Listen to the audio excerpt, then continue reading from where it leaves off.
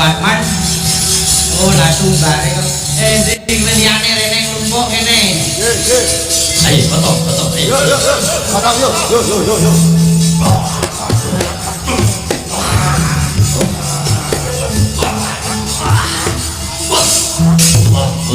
Foto kiat. Loh.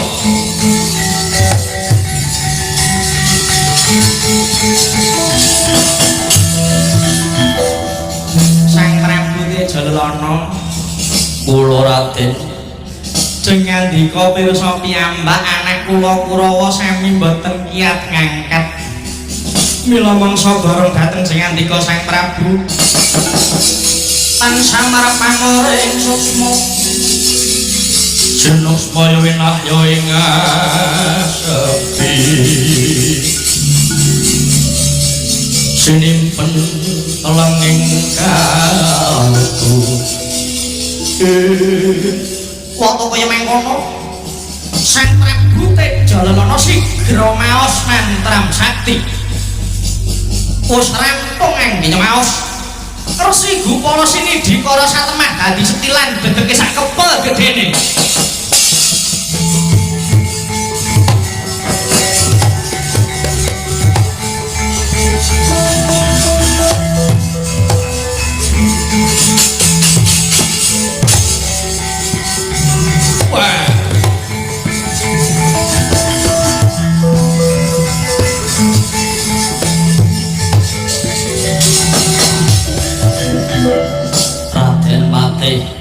wonten dawuh Resi Gupala sampun dados alit mila badhe kula beto piyambak kunjuk sinuwun Dana mangga kula dherekaken Sang Prabu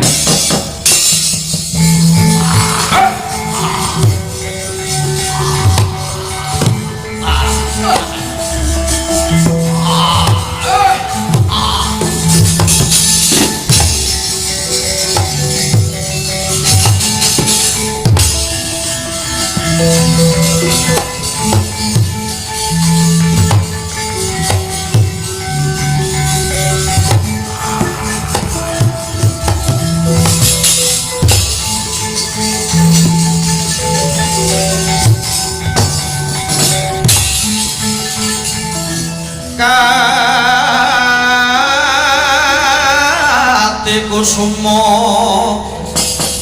mangambar barwaraku kusing dupaku malun galon hawar mega lermembo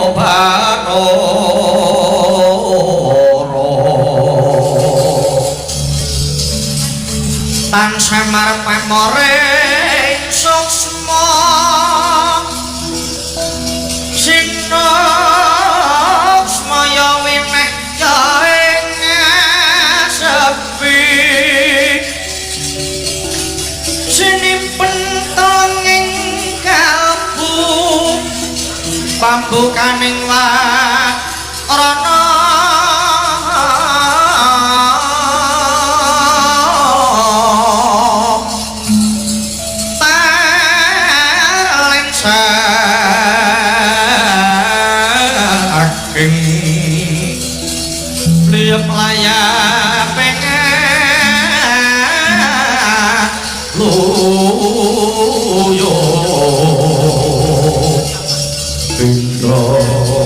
sating supana sumusuping rasa ati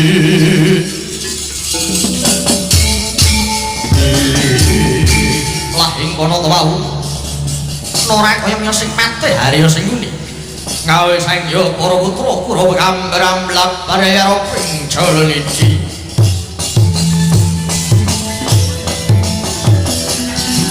kuku sing dupaku melun nengken tiasa ngapeke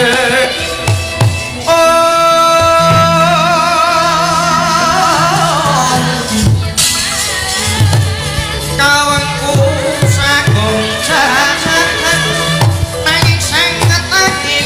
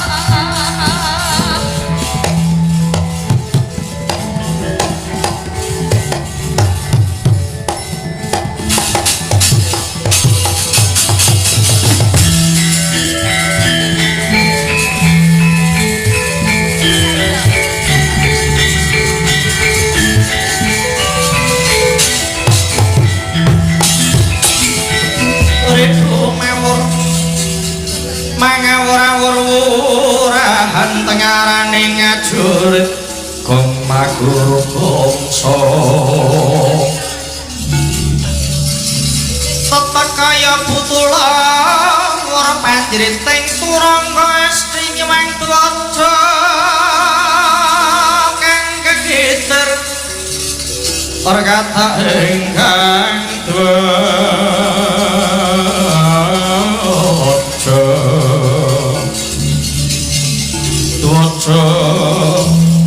lelayu sepi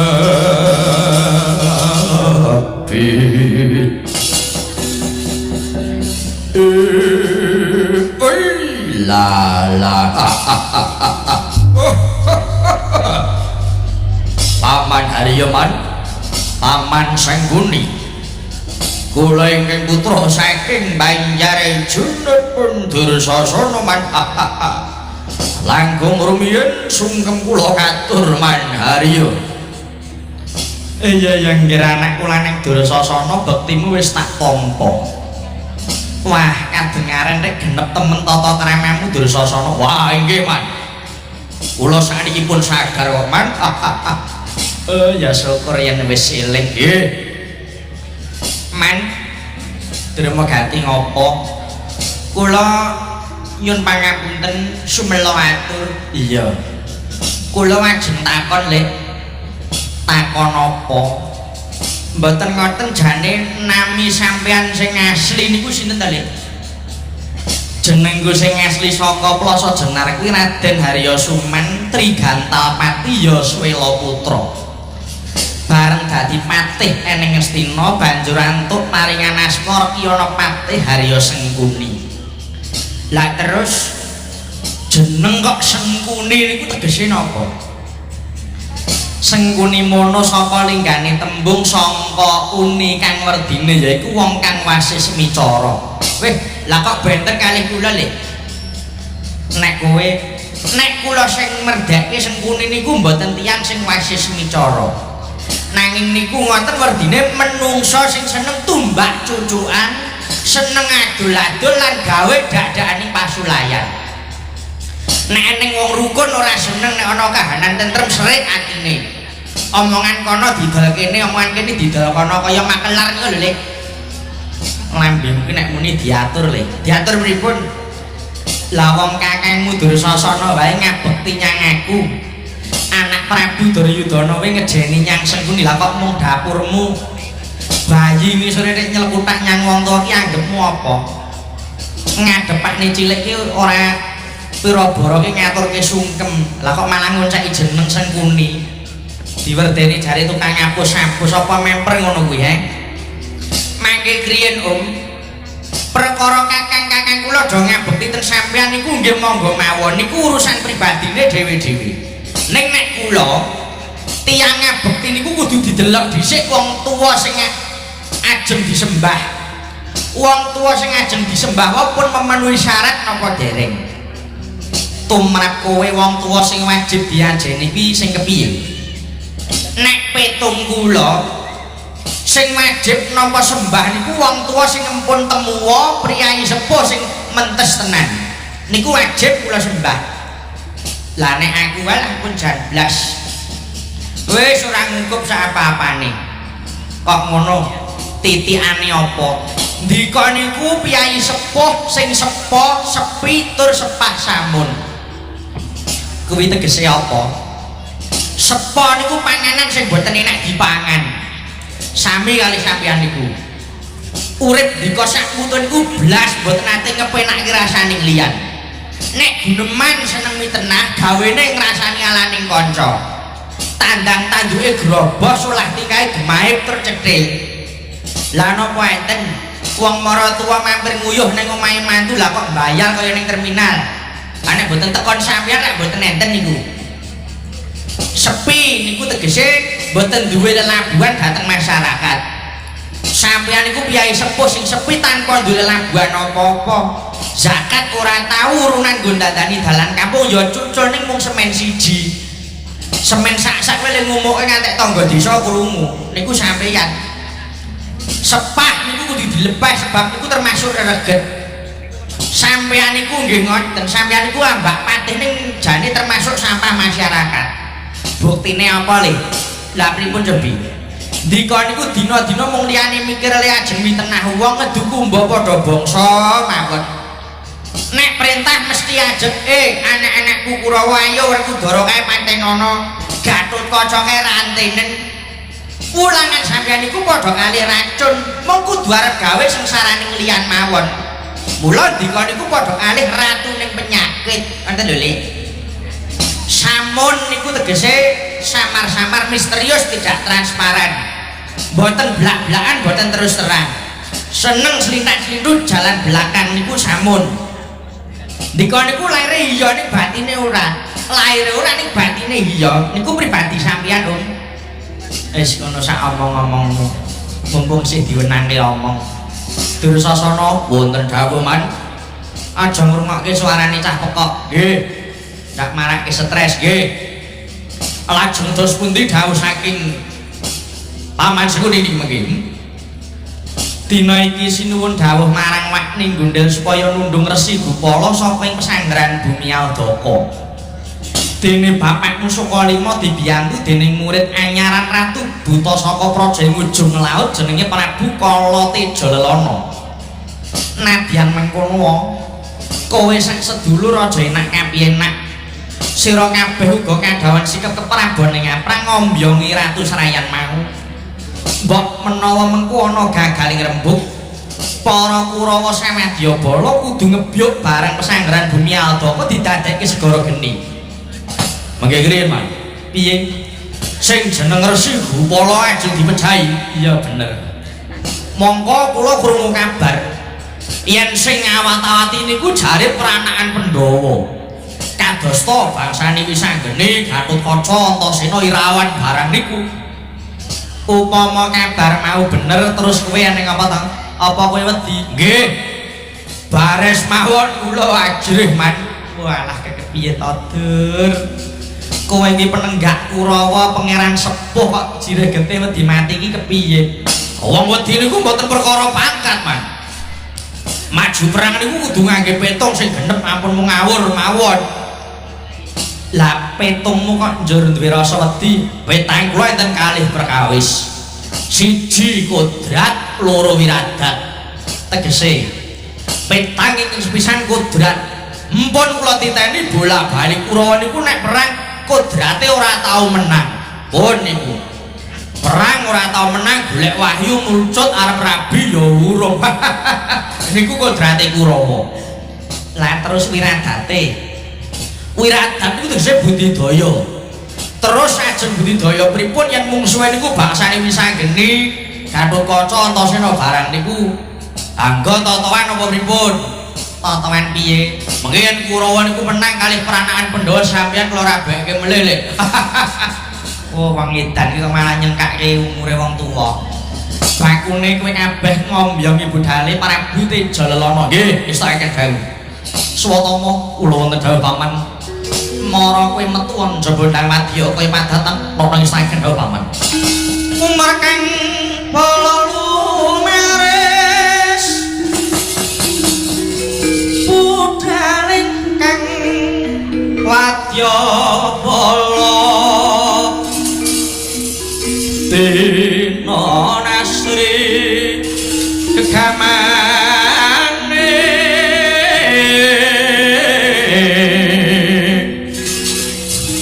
saking kang bala kuswa Prabu sananira pranyata asri tinulu benda pandrahing puspita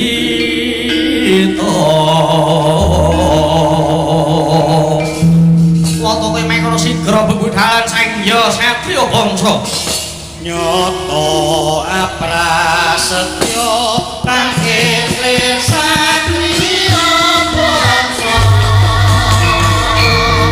nyata aku Prabu satriya bangsa sora jiwa Prabu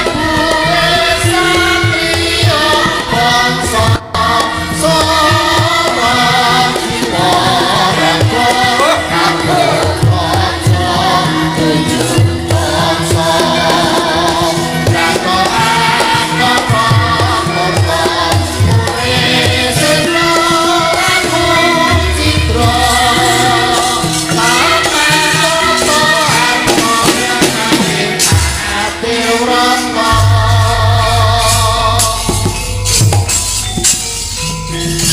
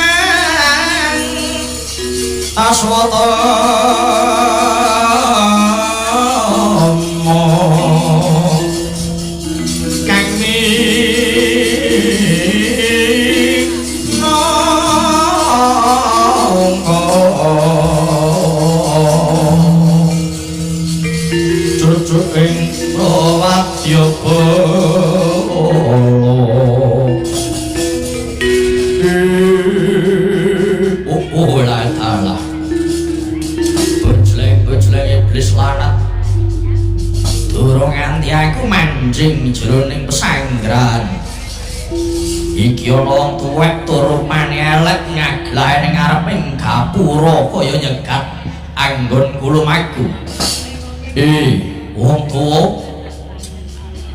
Wong tuwa sing ora pokro mara gaging aku. Kowe jenengmu sapa lan duwe karep apa dene nyegat nggon kulumaksa ana mlebu gapura? Menawa sira tembuh marang aku juru kuncing pesanggrahan bumi Aldaka kene lan aku kang wenang rumeksa wilujenge Sang Resi Gupala jenengku Mayang Seta. Lah dalah kalingane kowe kang rumeksa pesanggrahan kene jenengmu Mayang Seta ya kepara nyata balik kowe buta. Kowe buta saka ngendi lan sapa kang dadi jenengmu? Sumurupa. Ala tanpa rupa aku iki Narendra saka ing ujung laut jejulukku Prabu Kala Teja Lelana. Prabu Teja Lelana kebara nyata. Banjur karepe karep apa dene kowe prapta ing pesanggrahan bumi Aldaka nganti wadyabala laris papan Prabu Teja Lelana. Sumurupa Mayang Seta praptaku iki minangka utusaning Narendra Ngastina Prabu Duryudana. Lumantar calon guruku Begawan Durna aku kinen nundung Resi Gupala saka kene. Mengko dhisik Prabu Teja Lelana. Kepriye? Apa dosa lupute Sang Resi Gupala dene sira agan bakal nundung Sang Resi dosane digendong dindit sabab Resi Gupala mapan ning kene akeh para kawula Ngastina kang padha nyingkur marang Ratu Gustine kepara malah padha ngeblat marang Resi Gupala. Kahanan kaya ngono kuwi yen ora enggal dibubarke ora urung bebayane tumrap Praja Ngastina lan yen wis rumangsa kuat Resi Gupala mesti bakal jungkeng palenggane Sang Prabu Duryudana Mayang Seta. Prabu Kala Teja Lelana, ana apa? Tembungmu kuwi mung pedune kowe golek benermu dhewe. Selawase kowe ning kene ora ana glagat bakal jungkeng palenggane Prabu Duryudana. Kaping pindhone yen akeh para kawula Ngastina kang padha nderek ning kene aja dianggep kuwi saka pokali Sang Resi. Sebab ora ana niat saka Sang Resi Gupala bakal ngirup marang para kawula Ngastina Teja Lelana. Mbah ora idep. Bakune aku teko kene kudu bisa nglungake Resi Gupala saka laladan bumi Aldaka kene. Prabu Kala Teja Lelana yen sikilku isih kuat begagah ning gapura iki tengeh lamun kowe bisa ketemu karo Sang Resi Gupala. Lah dalah kowe wong wis tuwek tur rupamu elek lah kok isih kemaki. Yen aku gelem mateni kowe ora dadak ngenteni sesuk saiki kowe kelakon tak gaglak Mayang Seta ideping atiku luwih dhisik kepengin ngerteni mungguh tekan ngendi olehmu ngangsu kawruh marang Resi Gupala mau. Apa sing tok ngarepke Tejalana? Aku lila Resi Gupala mapan ing bumi Aldaka waton kowe titis mansuri pitakonku Mayang Seta. Nadyan aku dudu cantrik derajatku mung juru kunci. Ning aku ora bakal samar mansuri marang apa kang dadi pitakonmu kala Tejalana. Kaget risang kapirang ora nangkul kinempet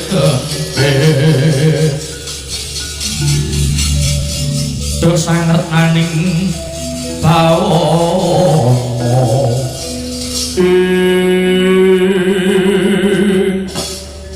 Mayang Seta ana apa Tejalana? Mara gage Wangsulana pitakonku iki. Ya, apa pitakonmu? Sapa kang wajib sinembah? Ana ngendi dununge kang sinembah? Apa kang dadi sarating panembah? Lan kepriye patraping panembah sing bener? Ayo, Wangsulana Mayang Seta. Sumurupa Tejalana kang wajib sinembah kuwi mung kejaba Gusti kang hanyipta jagat. Wandene dununge kang sinembah iku mapan ana ing telening ati sucine kang manembah ya sinebut kalbu mukmin Baitullah. Lan maneh ati mau bisa suci weton wong-wonge wis padha gelem bangun marang watak kang utama kanthi linambaran rila sabar lan nerima Tejalana. Wah, ya bener wangsulanmu Mayang Seta. Lan yen patra panembah sing bener kuwi kepiye Mayang Seta? Patra panembah sing bener kuwi sadurunge padha manembah luwih dhisik kudu bisa milah-milahke dununging panembah. Muga kawruh ana Tejalana. Sembah iku kapérang ana patang perkara, yaiku kang sepisan sembah raga. Kaping pindho sembah cipta, kaping telu sembah kalbu, kaping papat yaiku sembah rasa. Ya ngono apa ora Tejalana? Wah, pancen pinter tenan kowe Mayang Seta. Gandeng kowe mau ngaku calon muridé Begawan Durna. Saiki genti aku kepengin nyumurupi munggo sepira sangumu nggonmu bakal nyantrik marang Begawan Durna. Mula genti aku arep takon mara gage Wangsulana. Ya apa pitakonmu? Yen kowe titis mangsuli pitakonku, aku lan Resi Gupala bakal sumingkir saka bumi Aldaka kene. Ayo mara gage. Ayo takono. Aku mung kepengin ngerti apa tegese landhep nanging ora natoni banter ora nglancangi. Kuwi apa karepe Tejalana? Oh, pitakonmu kuwi ngawur Mayang Seta. Wong jenenge landhep ki mesti natoni tembung banter ki ya mesti nglancangi. Yen kowe ora jigos golek ukara kuwi aja guminter gawe ukara Mayang Seta. Oh, Tejalana, Tejalana. Aku ora ngawur, aku ora kuminter. Yen pancen kowe ora bisa mangsuli perlu tak tuduhke Tejalana. Sumurupa sing jeneng landhep ora natoni kuwi pangucape wong wicaksana. Wandene banter ora nglancang iku wong pinter kang ora kuminter. Manggo dhisik. Apa sebabe pangucap kok sinebut landhep? Mula pangucap sinebut landhep jalaran tumenduk ing lisan iku bisa maweh daya bungah ning uga bisa nglarani marang atining liyan. Mulane kowe tak elingke Sang Prabu, muna-muni mono kudu sinartan pengati-ati, aja nganti cilik gawe gelo, gedene natoni rasane sesama. Mangka sing jeneng ati kuwi yen wis kebacut tatu angel pulihe. Lah yen banter ora nglancangi kok disanepake kapinteran kuwi kepriye karepmu? Purhanana kana Tejalana. Kepinteran ngono bisa dadi sarana ngrancangake gegayuhan. Mulane aja lali yen to iman, ilmu lan amal iku telu-telune ngatunggal kang ora bisa pisah. Ya mung wae tumrap wong sing wis wicaksana nadyan to darep kapinteran sak kranjang gambir. Wadine ora tau gelem mamerke marang kapinterane. Jalaran kapinteran ngono gunane ora kanggo sesongaran nanging mung mligi kanggo piranti ngayahi kewajiban lahir teja lelono. Para bangun taplerke netap cocok mawimo wengit umathok pakoning lati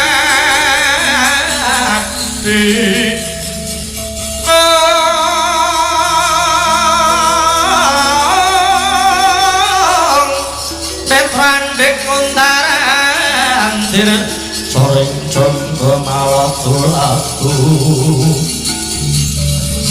sinapet marang sakedeng urut metu tahanane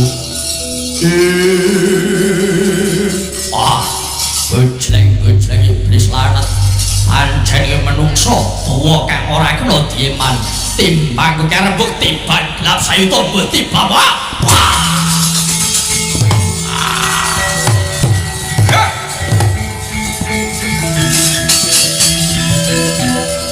wis ilang sing dadi klilipku mung kare kaya ngapa wujude Resi Gupala ya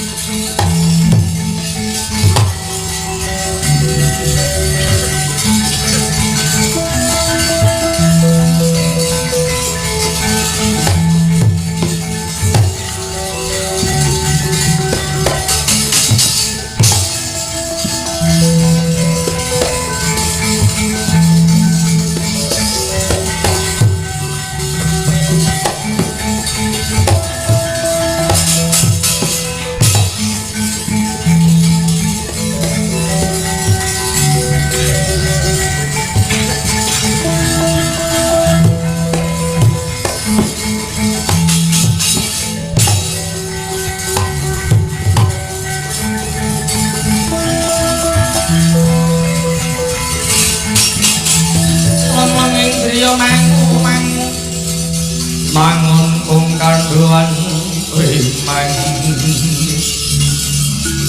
lurleno tanpa kanen yen tanduluso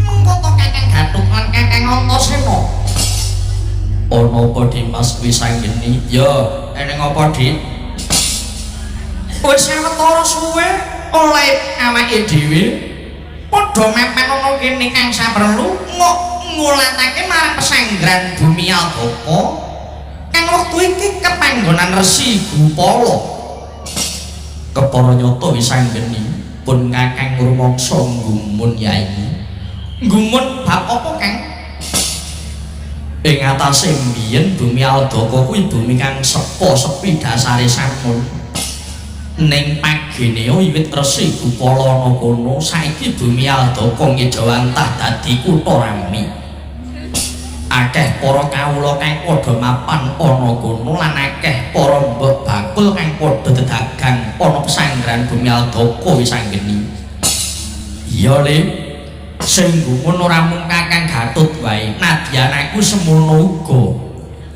sing tak gumune Resi Gupala kuwi rak wujud reca to kuwi jenenge wae wis ngandhake Gupala kuwi tegese reca ya mung ngarepe wae diembel-embeli nganggo derajat resi wah aku ki banjur kuwatir aja-aja wong-wong sing padha ana kono mau engko gek padha nyembah reca kuwi muga-muga wae Kakang Antasena dene yen mengko ana wong kang nyembah marang reca Resi Gupala gedene uripe percaya marang reca mau wong mau wajib dielingke ya bener kandhamu dik sabab lekas kaya ngono kuwi padha karo menyekutukan Tuhan gedhe-gedhening dosa lan ora ana pangapurane yen menungso wani madhake derajate Gusti kang nyipta jagat karo reca mau sabab kuwi jenenge syirik Lewi Sanggeni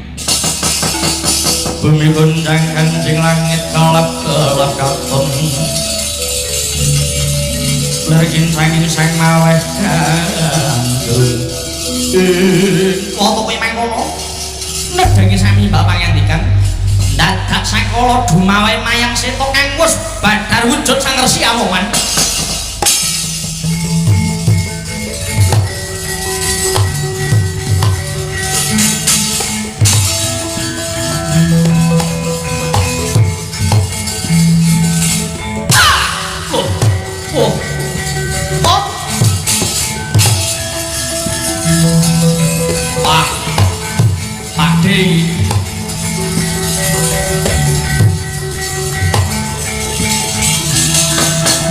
Manguning tias mung winangun bening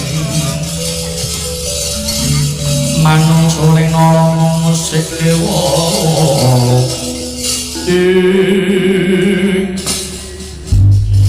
iki si Wanoman kang tumibane pengarepanku ana apa wae iya nggih Wisanggeni sumurupa ing sekawit punwa dadi juru kuncing pesanggeran Bumi Aldapa urmeksa marang yuwananing Resi Gupala kedadak tekaning ratu buta saka ing praja ujung laut jejuluk Prabu Kala Teja Lelana dheweke bakal sarusiku marang Resi Gupala ndak elikke kepara dheweke nantang adu penemu marang aku sekabeh pitakon wis tak wangsuli nanging bareng dheweke rumangsa kaseser wah lah kok Punwati digetak nganti kuntalan kulih wujud kowe sekawit nggih putraku kabeh yen nganti Resi Gupala kelakon dirusak dening Kala Teja Lelana ora wurung sira kabeh bakal kelangan lho nggih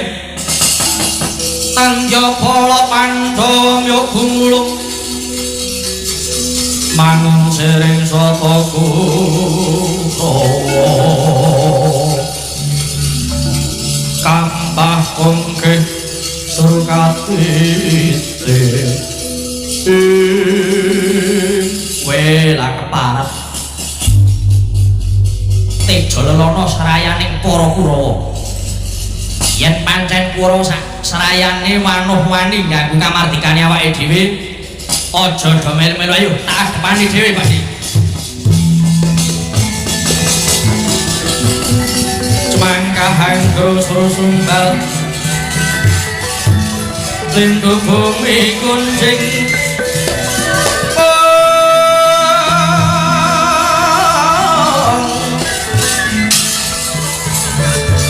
malu togung torangan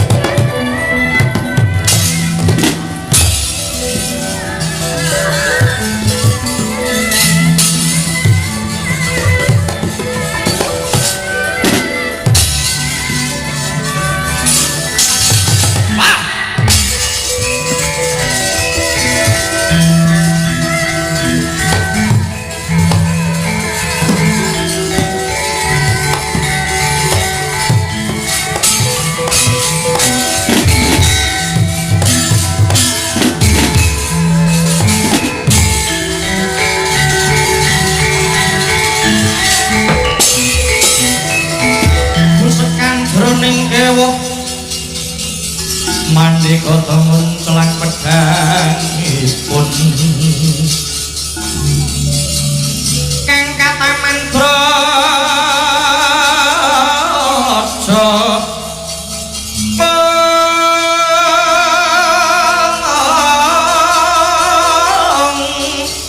temah pedang lalis surat maning tergumu waduh ngaglah ana tengah dalan ora pangling Antasena iki Surtayu yo duwe karep apa kowe ngancik laladan bumi Aljoko Antasena korbaran semingkira Resi Gupala kon lunga saka laladan bumi Aljoko ora sah kowe dadak ngganggu gawe marang Resi Gupala kena kowe bakal nundung Resi Gupala wis gumlundung sirahe Antasena kowe lak marang ora kena dieman manungsa iki nantang perkara karo Ayu wani kowe ra apa mesti tak wedeni kowe lak keparep makna sastra jendramu watek nek dijowo mantramu tok buak di hadamu ora mlesati gamu aja takon dosa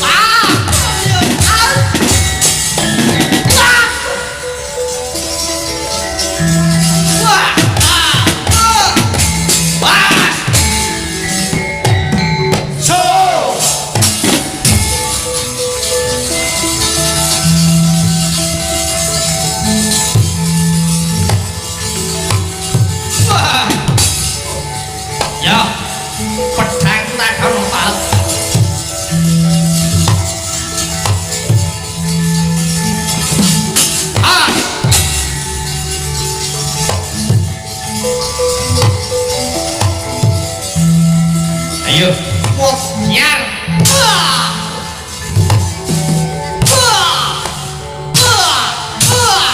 Nyo, geger. Wah, pamer. Ya. Oh, ati tenan.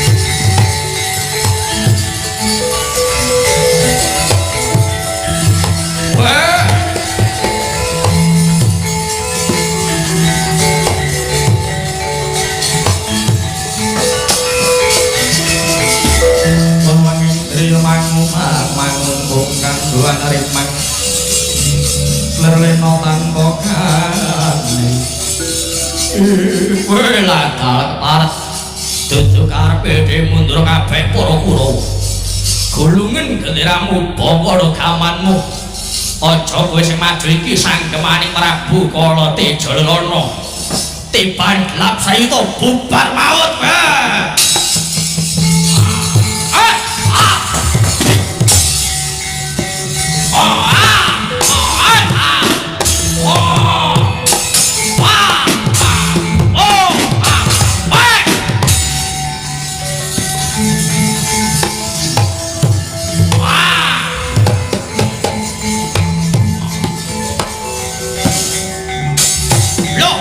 Sapa iki? Gatotkaca Kala Tejalana. Ayo maju, kiaklak limpamu.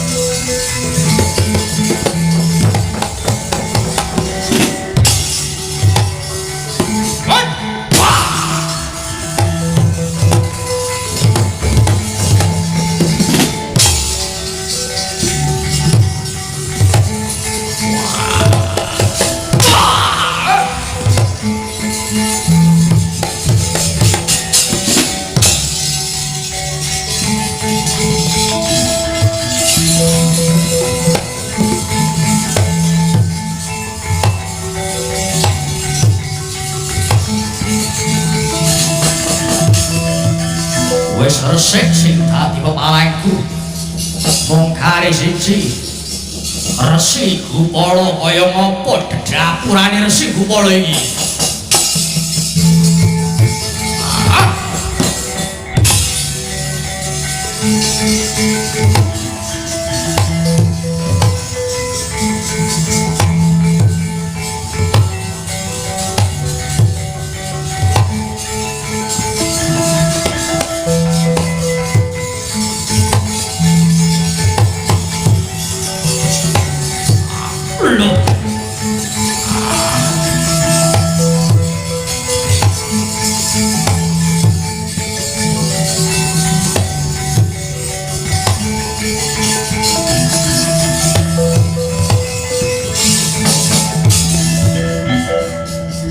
Raden Patih Sengguni wonten dawuh ingkang nami Resi Gupala menika jebul arupi reca ta Raden. Inggih Sang Prabu, kula inggih nembe ngertos Resi Gupala menika arupi reca. Turut melih reca menika kok mirip wujudipun Werkudara Sang Prabu. Mila kangge tandha bukti monggo Resi Gupala tumuli dipun bayong dhateng Astina katur anak Prabu Duryudana Sang Prabu. Inggih, langkung prayogi mekaten Raden Patih. Kabeh anakku Kurawa kabeh wae. Kene dang lumbuk ayu iki digatang Resi Gupala digoyang Astina Kurawa.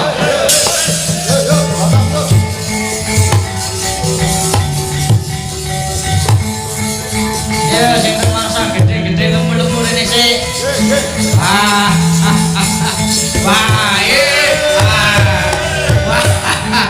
Sepele mung enteng ngene iki manut lho betane.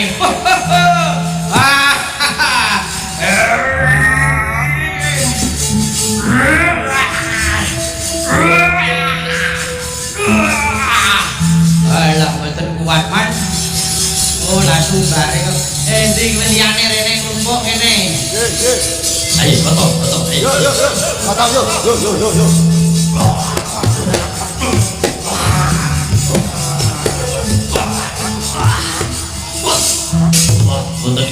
giat. Loh.